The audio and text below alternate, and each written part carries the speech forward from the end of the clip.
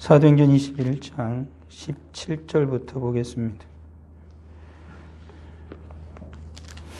사도행전 21장 17절부터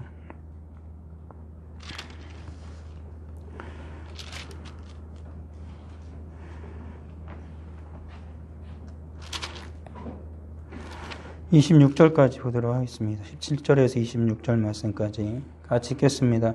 예루살렘에 이르니 형제들이 우리를 기꺼이 영접하거늘 그 이튿날 바울이 우리와 함께 야고보에게로 들어가니 장로들도 다 있더라. 바울이 문안하고 하나님이 자기의 사역으로 말미암아 이방 가운데서 하신 일을 낱낱이 말하니 그들이 듣고 하나님께 영광을 돌리고 바울더러 이르되 형제여 그대도 보는 바에 유대인 중에 믿는 자 수만 명이 있으니 다 율법의 열성을 가진 자라. 내가 이방에 있는 모든 유대인을 가르치되 모세를 배반하고 아들들에게 할례를 행하지 말고 또 관습을 지키지 말라 한다함을 그들이 들었도다. 그러면 어찌할꼬 그들이 필연 그대가 온 것을 들으리니 우리가 말하는 이대로 하라. 성원한 네 사람이 우리에게 있으니 그들을 데리고 함께 결례를 행하고 그들을 위하여 비용을 내어 머리를 깎게 하라. 그럼 모든 사람이 그대에 대하여 들은 것이 사실이 아니고 그대도 율법을 지켜 행하는 줄로 알 것이라. 주를 믿는 이방인에게는 우리가 우상의 제물과 피와 목매어 죽인 것과 음행을 피할 것을 결의하고 편지하였느니라 하니 바울이 이 사람들을 데리고 이튿날 그들과 함께 결례를 행하고 성전에 들어가서 각 사람을 위하여 제사 드릴 때까지의 결례 기간이 만기된 것을 신고하니라. 아멘. 바울이 이제 예루살렘에 이제 들어왔죠. 예전에도 예루살렘에 들어왔지만 그때는 잠깐 들른 것이었고 이제는 예루살렘에 들어온 이유가 이제 예루살렘을 거쳐서 이제는 그들에게 이제 연보나 모든 것을 다 주고 돌아본 다음에 이제 로마로 가기 위한 계획을 세우기 위해 이제 들어온 겁니다. 그러니까 마지막 이제 예루살렘을 이제 바울이 들어오는 것으로 그렇게 바울은 결단을 하고 결심을 하고 들어온 것이지요.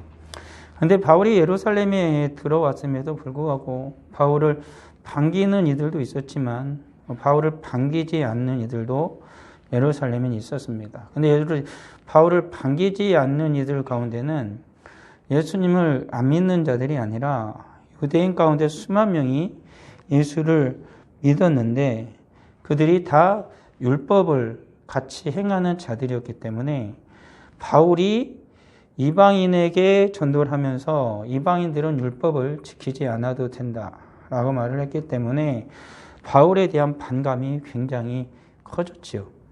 그러니까 중요한 건 이것이거든요. 예수를 믿어요. 근데 율법을 지켜야 되느냐, 지키지 말아야 되느냐라는 거죠. 오늘날에도 거기에 대해서 굉장히 믿는 자들 가운데 그 싸움이 있습니다. 반율법주의자들 있고 율법주의자들이 있습니다. 하나님의 말씀이니까 율법을 지켜야 된다. 그리고 어떤 이들은 예수님께서 모두 다 율법을 완성했는데 우리가 율법을 지켜야 할 이유가 있냐? 안 지켜도 된다. 그래서 어떤 이들은 도덕법은 지켜도 되지만 그리고 제사법은 안 지켜도 된다.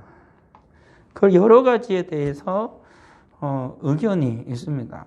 그렇지만 성경에서 주님 분명히 말씀하신 건 뭐냐면 예수님도 그렇게 말씀하셨잖아요. 나의 계명을 지켜야 된다라고 말했습니다. 그리고 우리 하나님께서 우리에게 주신 그 십계명은 이스라엘에게 주신 그리고 모든 인생들에게 주신 그 말씀이거든요. 그러니까 그 말씀은 지켜야 되나 말아야 되나 라는 것에 대해서 또 사람들이 여러 가지 얘기를 하는 거죠. 그렇지만 얘기가 달라진 게 뭐냐면 예수님께서는 모든 율법을 다 지키셨어요. 다 완성하셨고 하나님이 인생에게 율법을 주신 이유는 한 가지예요. 뭐냐면 율법을 다 지키면 너희들이 구원을 받는다 이거예요. 근데 이 땅에 있는 인간은 죄인이어서 하나님께서 주신 율법을 결코 지킬 수 있는 사람이 하나도 없어요. 신이신 예수님밖에 없다라는 것입니다. 그래서 예수님만이 완전하게 지켜서 하나님을 만족시켜 드렸고 우리의 죄를 인해서 죄의 대가로 말미암아 예수님이 십자가에 박혀 죽으신 거죠. 근데 예수님은 죄가 없으셨기 때문에 율법을 다 지키시고 완전한 하나님을 만족시켰기 때문에 예수님은 다시 부활하신 거거든요. 그러니까 오늘날에 살아가는 그리스도인들이 구약도 우리가 있잖아요. 그리고 신약도 있잖아요. 근데 구약에 대한 모든 것들은 신약이 재석을 하지만 구약 자체로만 남아있는 말씀도 있습니다. 제사 제도에 대해서는 죄들이 안 지켜도 되어지는 건 뭐냐면 성경이 분명히 얘기했기 때문에 그래요. 예수님께서 지금까지 인간이 계속 소 잡고 양 잡고 염소 잡고 비둘기 잡고 여러 가지 제사를 계속 드렸어요. 그건 뭐냐면 자기의 죄를 속죄하긴 속죄제가 있고 하나님과 화목하기는 화목제가 있습니다. 그리고 자기들이 무엇인가를 잘못을 했을 때 훔치거나 그랬을 때 드리는 속건제라든지 여러 가지 제사가 있거든요. 그런데 예수님께서 그 제사를 드리는 목적은 하나예요. 하나님과의 관계를 회복하기 위한 겁니다. 인간이 죄를 지었기 때문에 제사를 통해서 죄를 씻고 하나님과의 관계를 화목하게 하기 위한 거거든요. 그런데 예수님께서 그 인간이 드렸던 수많은 제사를 단번에 드렸어요. 단번에. 하나님 앞에 십자가에서 죽으심을 알며 단번에 하나님 앞에 속죄 제물로 화목 제물로 드려졌다고 성경은 말하거든요. 그래서 하나님을 만족시켜 드렸고 더 이상 성경에 있는 것처럼 또다시 인간이 하나님과 화목하기 위해서 죄를 사하기 위해서 제사를 드릴 필요가 없다라고 성경이 분명히 말을 해요. 그래서 예수님이 단번에 하나님께 들어갔고 뿐만 아니라 예수님께서 속죄하는 제사를 드리면서 성전의 휘장을 속죄소와 성소와 지성소를 가로막고 있는 그 휘장을 예수님이 찢어버렸어요.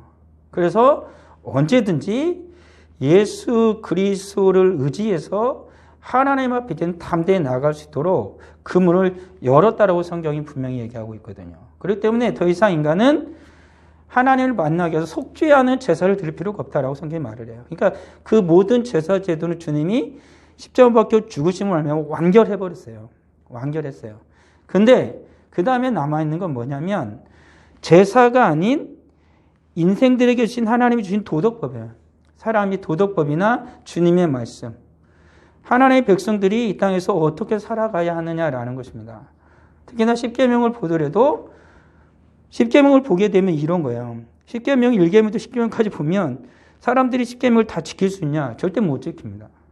그건 단순히 내가 겉모습뿐만 아니라 내 영혼과 마음까지 다 온전히 하나님께 집중해서 하나님이 만족하도록 지켜드려야 되는데 구원받은 하나님의 백성이라 할지라도 그것을 완전하게 하나님을 만족시킬 수 있냐? 그건 없어요. 여전히 우리 속에 죄성이 남아있기 때문에 그게 불가한 거예요.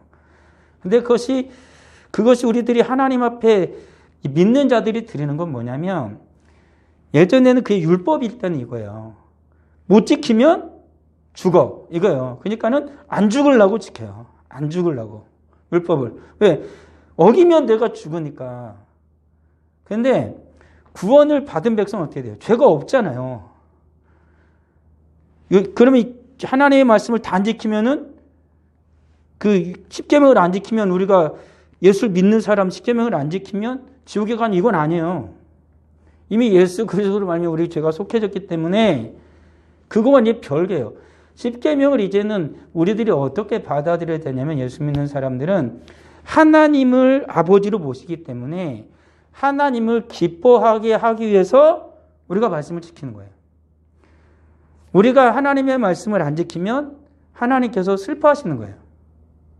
이제는 주님이 주신 모든 계명들이 율법주의자들과 같이 이것이 나를 죄로 몰아넣는 것이 아니라 이제는 죄에서 자유함을 얻었기 때문에 더 이상 율법이 우리를 속박할 수가 없어요. 우리는 거기서 풀려났고 자유자가 됐기 때문에. 그러면 그리스도인들은 예수를 믿는 사람은 어떻게 하냐면 성경이 분명히 주님도 말하거든요. 그리고 바울도 말한 것처럼 율법도 선해요. 율법은 악한 게 아니에요. 근데 사람들이 착각하는 거죠. 율법은 악하다. 뭐가 율법이 악해요? 인간들로 하여금 하나님께서 하나님을 말씀을 따라 하나님을 잘 섬기라고 주신 게 율법인데 근데 인간이 죄인이라고 그걸 못 지키는 거지. 그러니까 못 지키니까 결국에는 율법을 지켜서 구원을 받겠다고 하는 자들은 율법 못 지키면 결국에는 그 죄에 따른 형벌을 받아서 구원에서 떨어져 나가는 것뿐이에요.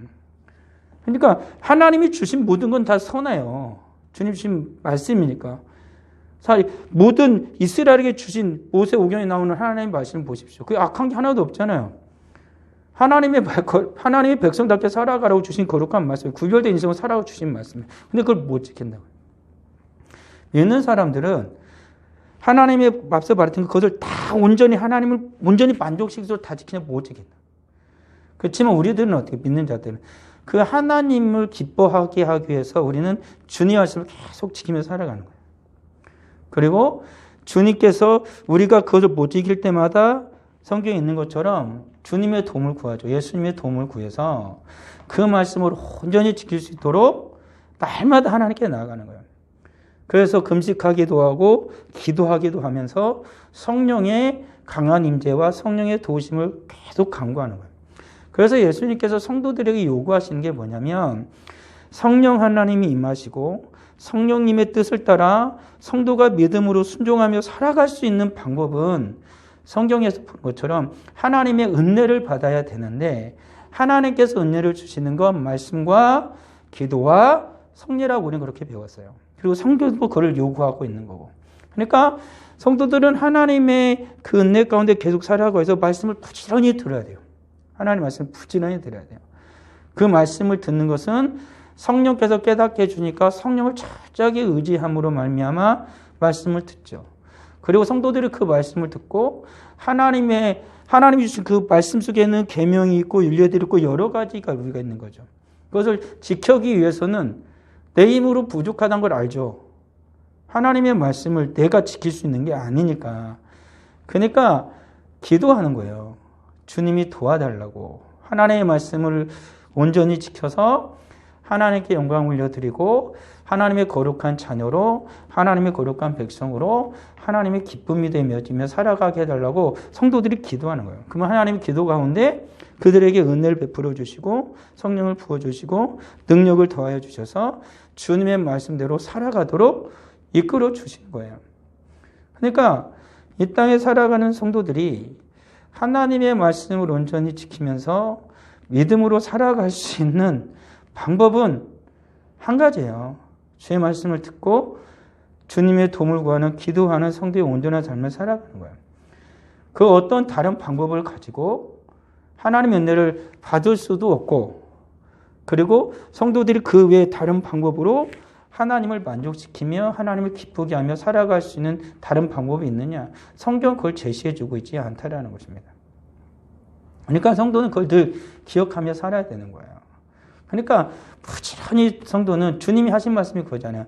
주님의 말씀을 듣고 그리고 깨어있어 기도해라. 이게 사도들도 계속해서 성도들에게 그 교회에게 요구하는 것 중에 하나가 뭐냐면 깨어있어 기도해라. 근신하여 깨어있어라. 이런 말을 계속하거든요. 그건 뭐냐면 주님의 말씀대로 살 수 있는 비결이 어디 있느냐라는 거예요. 성도가. 하나님의 도우심이 없으면 절대 못 살아가는데 하나님의 도우심을 어떻게 받을 수 있느냐라는 거예요. 주님은 거기서 명쾌하게 말씀했잖아요. 구하라고, 찾으라고, 두드리라고. 그럼 내가 행할 것이다. 라고 주님 분명히 말씀하셨거든요. 그러니까 오늘날 살아가는 우리들에게 정말로 중요한 건 뭐냐면 주의 말씀을 믿고 하나님 앞에 간절히 기도하고 강력하게 요청을 하는 거예요. 그리고 성령님의 도우심을 간절히 구해서 그래 살아가는 거야. 그렇게 하고 싶어도 안 되고 어렵고 힘들어요. 신앙생활을 한다는 것이. 그렇지만 어느 누가 말하더라고요. 기도가 잘 안 될 때 기도를 잘 할 수 있는 방법은 뭔지 아세요? 계속 기도하는 거예요. 기도를 하는데 기도가 깊이 안 되면 기도를 깊이 할 수 있는 방법은 뭐냐면 계속해서 깊은 기도를 추구하면서 계속 기도하는 거예요. 방법이 없다는 거예요. 다른 방법을 요행을 없어요. 요행은. 신앙생활에 요행은 없어요. 어느 날 갑자기 은혜가 하늘로부터 툭 떨어져 가지고 내가 알지 못하던 지혜와 지식을 다 알았다. 성경 그런 거 없어요. 하나님의 예수님이 기도를 낸 제자들도 그랬고 하나님의 은혜를 다메섹에서 받아서 변화되었던 바울도 주의 말씀을 깨닫기 위해서 잠깐 머물렀다가 결국에는 아라비아 광야를 가서 3년 동안 거기서 기도하면서 주의 말씀을 다시 봅니다. 그리고 나서 돌아와요. 그냥 되는 게 없어요. 거저 되는 게 없는 거죠. 그러니까 그건 뭐냐면 열심히 나의 노력을 말하는 게 아니고 그때부터는 변화된 하나님의 백성으로서 훈련을 하는 거 아니겠느냐는 거예요. 지금까지는 내가 해봤다 이거예요. 내 힘으로 해봤다 이거예요. 그렇지만 지금부터는 나를 어떻게 훈련시켜요? 주님의 음성을 듣는 자를 훈련을 시키는 거예요. 예수님의 음성을 듣는 자를 훈련을 시키는 거예요. 근데 우리들이 그것을 게을러요. 그러니까 잘 안 돼요. 자꾸 옛날 습성이 나요. 하다가 포기해요. 그렇지만 하다가 포기하면 똑같아지는 거죠. 오히려 다시 하기가 더 힘들어져요. 그러니까 신앙생활은 계속 꾸준히 그것이 나에게 뭡니까? 뭐라고 그래야 되나? 이렇게 타성에 젖어버리면 진짜 위험해지고 타성에 젖어버리면 그것이 정말로 몸에 굳어져서 마음이 더 굳어집니다. 가지고 아무것도 안 들어요. 자기만 옳은 줄 알죠. 그렇게 되지 않기 위해서 더욱더 주님을 의지해요. 그러니까 우리들이 깊은 신앙인이 되어지고 주님이 기뻐하시는 온전한 신앙인의 삶으로서 하나님 앞에 드려지는 게 결코 쉽겠느냐. 그건 어렵다. 그러니까 우리는 더욱 누구를 구하고 더욱 누구를 의지해야 된다? 우리 주님을, 하나님을, 나의 연약함을 인정하고 계속 주님 앞에서 매달리는 자가 되어져야 하는 것이죠. 다시 돌아오면 근데 이 당시만 해도 그게 완전하지 않았어요. 그러니까 이 당시에 유대인들은 율법을 지켜야 된다라고 얘기를 해요. 율법. 왜? 지금까지 율법을 그들은 지켜왔으니까 그 율법을 지키는 게 악한 게 아니거든요. 근데 이들이 한 가지 중요한 건 뭐냐면 율법을 지켜서 구원을 받는 게 아니고 구원은 오직 예수 그리스도를 믿음으로 구원을 받는 데는 확실합니다. 근데 율법을 지키냐 마냐가 문제가 되는 거예요. 율법은 하나님이 줬는데 이걸 안 지킬 수가 없는 거 아닙니까? 그러니까 이 모세 율법을 두고 유대인들은 지켜야 된다라고 계속 얘기를 합니다. 주장을 한 겁니다. 이들은 왜 그렇게 살아왔으니까. 그치만 앞서 말했던 것처럼 이 율법이라는 것이 이제는 믿는 자들에게는 새롭게 다가와요. 정죄해야 하는 수단이 아니라 하나님의 거룩한 자녀가 되어져서 나를 성화시키고 내가 하나님의 기쁨이 되어진 하나님의 자녀로서 하나님의 말씀을 지켜가는 자로 그리고 그 율법을 완벽하게 하나님 만족시킬 수는 없지만 끊임없이 성령을 의지하여서 주님을 닮아가고 하나님의 기쁨에 대해서 계속해서 지켜가는 것입니다. 그것이 성도들이 하나님의 말씀을 주의 계명을 대하는 자세가 되어져야 한다는 거예요. 근데 그러면 이것을 안 지키면 어떤 일이 발생하냐면 하나님께서 징계하시죠. 왜요? 하나님의 계명이에요. 하나님의 말씀인데 그걸 안 지키잖아요. 그건 어긴 거지 않습니까? 그러면 거기에 따른 하나님의 징계와 아니면 하나님께서 그에게 주시고자 하는 복을 거두시는 거죠. 그럼 그의 삶이 이 세상에서 공고해지고 어려워지고 그리고 하나님의 말씀을 통해서 주님을 만나야 되는데 하나님의 말씀이 그 속에 없으니까 그 영혼이 다시 한번 피폐해지고 메말라 가게 된다는 것입니다. 그러니까 성도는 하나님과의 더욱더 깊은 관계를 위해서 말씀을 계속 지키는 거예요. 주님의 계명을 지키고 하나님의 말씀을 따라 믿음으로 살아가는 거예요. 이것이 나를 정죄하는 수단이 되어지게 하는 게 아니고 근데 우리는 가끔 착각하죠. 안 지키면 하나님이 나에게 벌을 내리실 거예요. 이것에 대해서 우리는 이것을 율법적으로 대하면 안 된다는 거죠. 이것을 안 지키면 하나님께서 나를 버리실 거야. 나를 어떻게 하실 거야. 이게 아니고 하나님과의 관계 속에서 내가 하나님 앞에 주시는 그 기쁨이 사라지는 거죠. 그러니까 성도들이 주님의 말씀을 그렇게 지키며 살아가야 돼요. 근데 유대인들은 계속해서 그 당시에 그랬던 거죠. 하나님의 말씀을 지켜. 구원은 오직 예수예요. 그렇지만 율법은 지켜야 된다. 근데 이방인들은 율법이 없었잖아요. 할 일도 안 했잖아요. 근데 예수를 믿었어요. 그러면 율법을 다시 줘가지고 너네 할 일도 받고 율법도 행해. 이래야 되느냐라는 거죠. 아니라는 것이죠. 바울은 안 해도 된다라고 했어요. 왜? 오직 예수를 믿음으로 구원을 받기 때문에. 오직 예수를 믿음으로 구원을 받기 때문에 그들에게 정했던 그 모든 율법을 다 지킬 필요는 없다라는 것입니다. 대신에 말했던 것처럼 주를 믿는 이방인에게는 우리가 우상의 제물과 피와 목매어 죽인 것과 음행을 피할 것을 결의하고 편지하였다. 그러니까 이방인들이 그 사회에서 행하였던, 그러니까 이 네 가지는 뭐냐면 그들이 이것과 결탁이 되어지면 예수를 믿는 그들의 순결한 삶에서 벗어나서 속히 세속화되어지고 다시 그들이 예수를 믿는 그들의 삶에서 떠나서 다시 타락할 위험이 충분히 있었기 때문에 이것을 금하는 최소한의 수단인 거예요. 가장 강력한 수단이 아니라 최소한의 수단이에요. 그리고 이것을 행함으로 말미암아 그들은 적어도 예수를 믿는 사람이다라는 것을 보여주는 것이죠. 오늘날에 우리나라에 맨 처음에 기독교가 들어왔을 때 예수를 믿는 사람들은 술, 담배를 안 한다 이렇게 얘기한 것처럼. 그러잖아요. 여기 있는 것처럼 우상의 제물, 피와 목매어 죽인 것 먹는다고 해서 구원받는 사람에서 떨어지냐? 그건 아니에요. 음행을 한다고 해서 구원을 받은 사람들이 구원에 떨어져? 그건 아니에요. 그렇지만 구원받은 하나님의 백성들은 이 모든 것을 행함으로 말미암아 나도 시험에 들고 때로는 믿으려고 하는 믿음이 연약한 자들도 시험에 들게 하셨다는 거죠. 그래서 바울 같은 경우도 우상의 제물은 다 먹을 수 있다. 왜? 모든 것이 하나님의 것인데 우상이 어디 있어? 우상 원래 존재하지도 않아. 다 하나님 거야. 그러니까 그걸 먹어도 돼. 그런데 어느 곳에서는 바울은 뭐라고 그래요? 아니 먹으면 안 돼. 먹으면 안 돼. 라고 얘기를 한다는 거예요. 그것은 중요한 게 아니에요. 먹느냐 먹지 않느냐가 중요한 게 아니고 그것이 성도를 시험에 들게 하거나 아니면은 성도의 그 믿음을 해야 하는 거면 안 해야 된다는 거죠. 근데 여기서 우상의 제물을 피해라고 한 건 뭐냐면 그것이 있기 때문에 그래요. 충분한 위험성의 길을 갖고 있기 때문에 그거를 먹지 마라라고 얘기를 한 거예요. 이방인들에게. 일단. 그리고 피는 그곳에 생명이 있기 때문에 피째 먹는 것 행위를 금한 거죠. 피를 먹는 행위를 금하게 한. 피에는 생명이 있다고 분명히 말씀을 했기 때문에. 그 생피를 먹는 겁니다.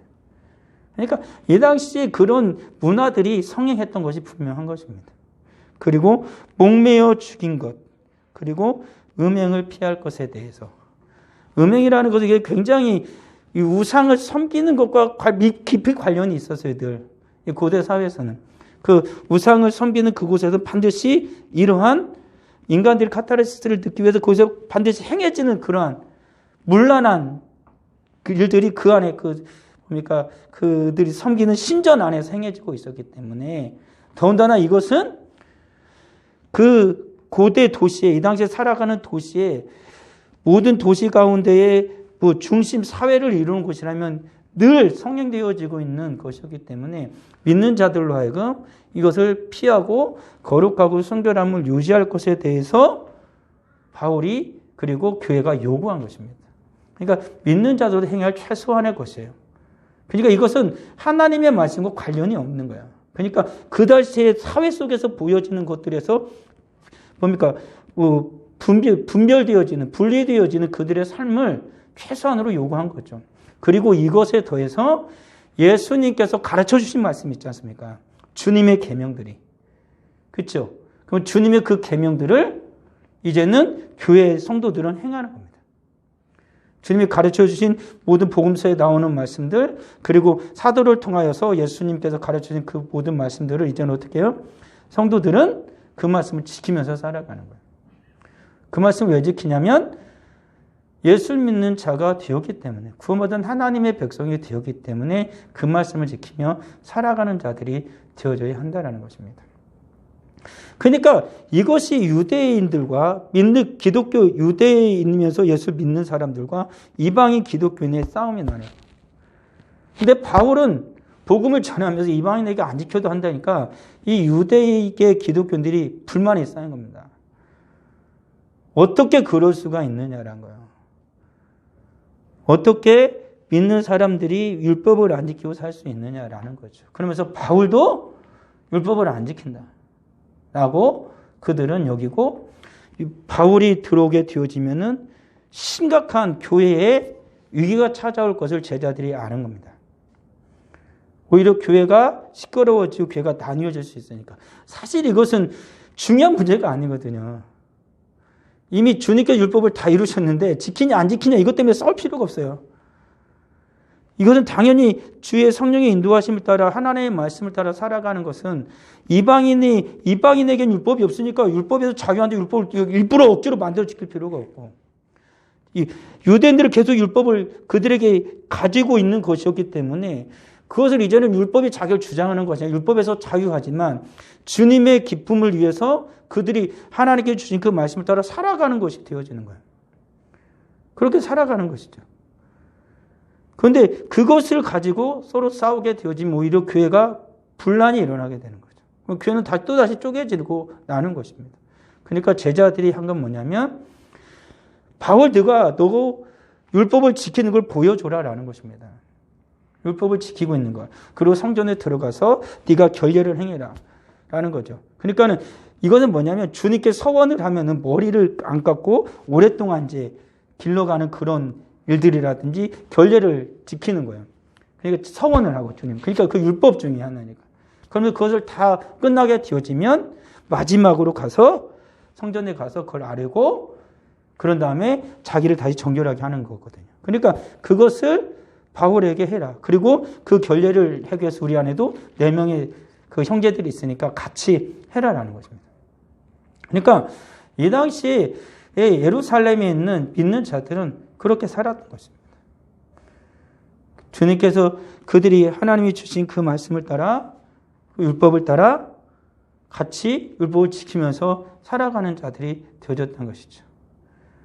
그러면서 주님의 은혜 가운데에 살아가는 이들이 되어졌다라는 것입니다. 각 사람을 위하여 제사 드릴 때까지의 결례 기간이 만기된 것을 신고했다라는 거죠. 이게 바울의 삶입니다. 그러니까 믿는다라는 것은, 예수를 믿는다라는 것은 진짜 추구하고 절대 양보하지 말아야 할 것이 있는 거예요. 그리고 언제든지 양보하고 언제든지 그들과 같이 얘기하면서 순화되어서 살아갈 수 있는 것도 있다라는 것입니다. 그렇지만 성도들이 절대 버려서는 안 되는 것들이 있다라는 거죠. 그것은 반드시 지키며 살아가야 하는 것이죠. 오늘날 살아가는 예수를 믿는 우리들에게 진정 예배를 어떻게 드려야 하느냐라는 것입니다. 지금 모든 교회들 가운데 대부분의 총회에서는 영상 예배에 대해서 인정을 하는 쪽으로 가고 있습니다. 근데 영상 예배를 절대, 그거는 그렇게 예배 드려도 안 된다라고 한 총회가 있는데 내가 찾아보니까 고신측입니다. 고신측. 거기가 가장 보수적입니다. 우리나라 한국교회에서 모두 다 신사참배를 할 때 유일하게 신사참배를 안 하고, 신사참배 때문에 우리 합동과 고신측이 갈려진 이유가 뭐냐? 신사참배 때문에 그래요. 고신은 신사참배 절대 안 된다. 여기는 국민의례니까 해도 된다. 그래서 갈라졌어요.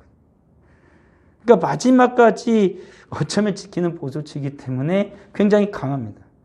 예배는 하나님 앞에 성도들이 모여서 드려야 한다. 이게 그쪽 총회의 결의사항. 그런데 우리 총회는 영상으로 예배를 드려도 된다. 이것을 지금 얘기를 했죠. 근데 예배에 대해서 정확한 성경적인 그러한 견해나 신학적인 그러한 확실한 그러한 것을 낸 총회는 하나도 없습니다. 지금 갑자기 코로나19로 말미암아 어떻게 해야 되냐라는 상황 속에서 긴급하게 총회에서 결정한 사안이지, 그것이 정말로 성경적이고 정말 그것이 하나님이 기뻐하시는 것인지는 아직 우리는 모릅니다. 이것은 언제 할 수 있냐면 우리 세대가 지나고 나서 알겠죠. 이건 굉장히 중요한 거예요. 우리가 주님 앞에 예배를 어떻게 드려야 되느냐. 예배는 성도의 생명과도 같아요. 그러니까 예배는 드려야 돼요. 안 드리면 안 돼요. 다 같이 모여서 예배를 드리든 아니면 영상으로라도 주의 말씀에서 예배를 드리든. 그렇지만 진짜 중요한 것은 가장 기본적인 뭐냐면 모여서 예배를 드리는 거예요. 이것은 우리들이 영상으로 예배를 드리게 된 상황은 뭐냐면 코로나19 때문에 못 모이니까 그것은 어쩔 수 없는 차선이지 일부러 그렇게 한 게 아니라고요. 근데 모여서 예배를 드릴 수 있는 상황이 됐는데 이제 계속 우리가 영상으로 지금까지 예배를 드렸으니까 영상으로 또 예배를 드려도 된다고 하는 그 사고 자체는 굉장히 위험하고 어리석어요. 왜 그러냐면 앞서 말했잖아요. 율법에 대해서 얘기할 때 하나님 말씀을 다 지킬 수 완전하게 지킬 수 하나도 없어요.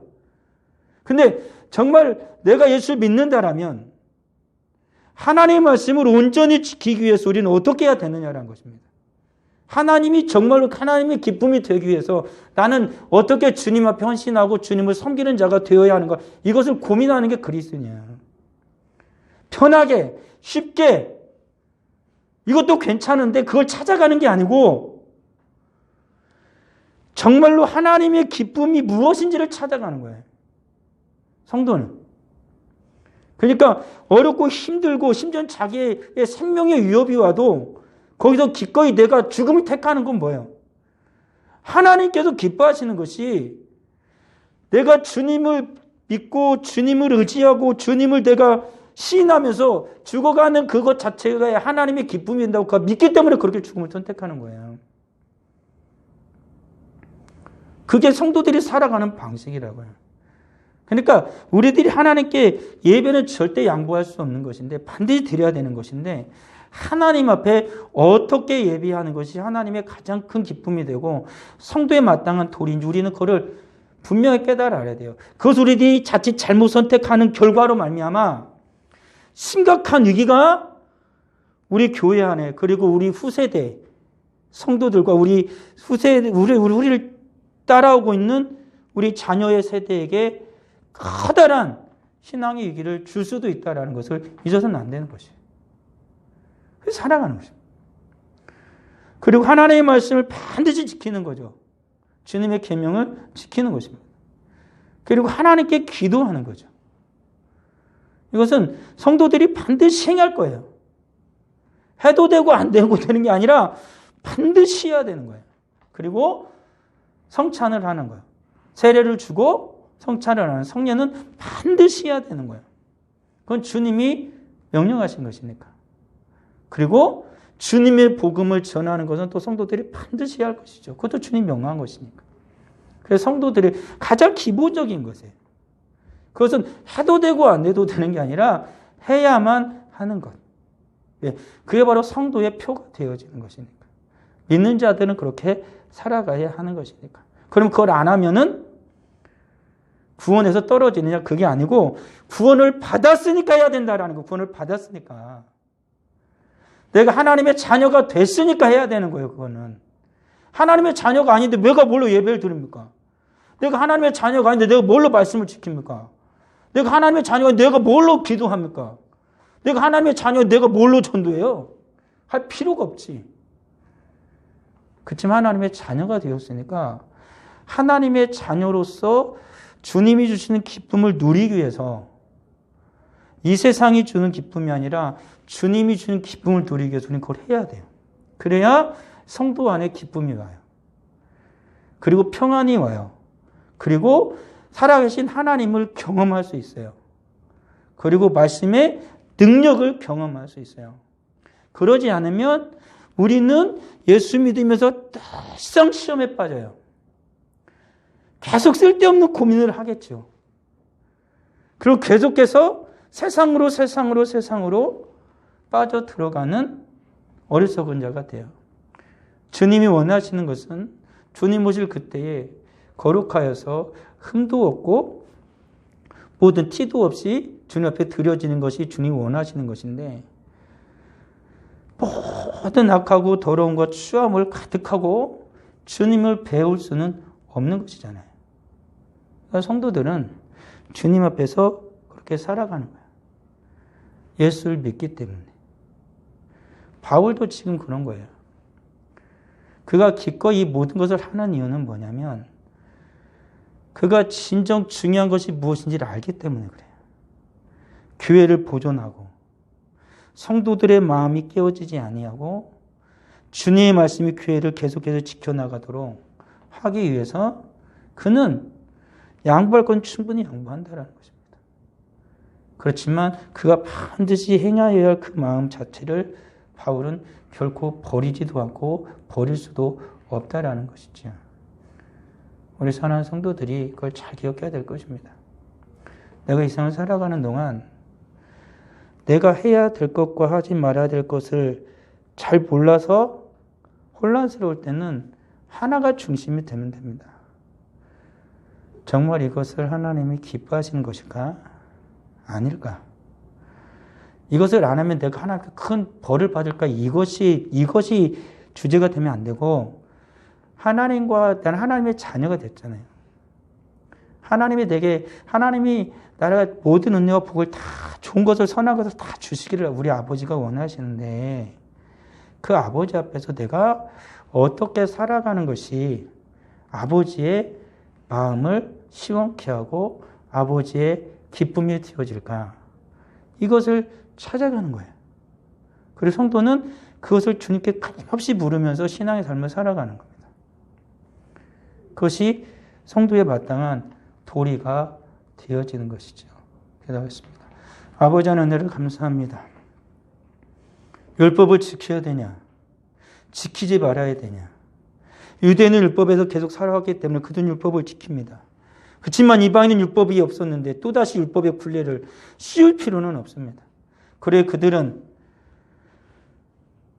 이방인들과 구별된 삶뿐만 아니라 주님께서 그들에게 주셨던 그 말씀을 붙들고 사도들의 가르침을 받아 그들은 주의 말씀을 지키며 살아갑니다.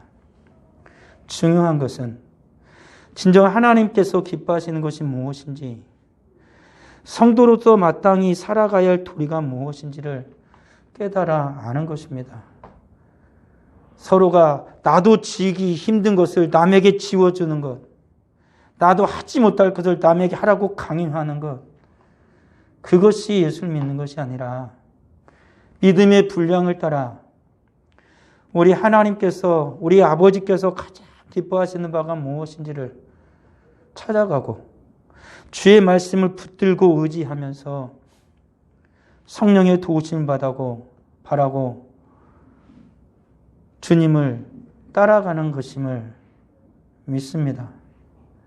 우리 사랑하는 모든 성도들이 편하게 신앙생활하려는 그러한 어리석음의 모든 습관을 버리고 우리 주님이 가장 기뻐하시는 바가 무엇인지를 주님께 친히 말씀하신 것처럼 내 제자가 되려거든 자기를 부인하고 날마다 자기 십자가를 지고 나를 좇으라 라고 말씀하신 것처럼 나를 사랑하는 자는 나의 계명을 지키리라 라고 말씀하신 것처럼 주님의 제자이기에 주님을 사랑하기에 주님의 말씀 붙들고 살아가는 우리가 다 될 수 있도록 기도하며 주님의 은혜를 구하며 살아갈 수 있는 우리가 다 되도록 주님 은혜 베풀어 주옵소서.